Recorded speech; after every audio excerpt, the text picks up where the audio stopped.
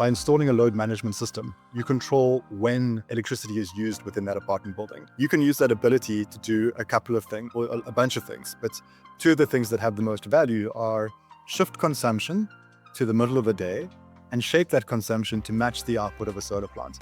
That way you can install more solar, and solar is much cheaper than the grid, and therefore you can bring down your average cost of electricity. The second thing you can do is that when there's an outage, which obviously is less prevalent now than it was 18 months ago, but when there's an outage, you can simply turn off all those geysers or those sources of demand. And so that battery now only has to provide enough backup supply for everything besides geysers. And so you can install a battery that is 60% smaller and still provide the same level of service to your residents. And this combination of bigger solar systems and therefore more revenue from more solar sales and lower capex through a smaller battery significantly improves the ROI on these solar and battery plants. VPPs do more than just what we've described, and that's because VPPs can move in both directions.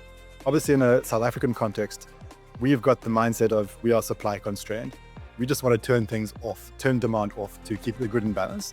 But the direction the world is moving, particularly with the penetration of renewables increasing, it means that we're increasingly going to be facing the opposite problem, where we have too much supply in certain moments of the day. We've seen this in many markets around the world, where Texas, for example, on crazy windy days, they actually pay you to use electricity from the grid because they got nowhere to put it.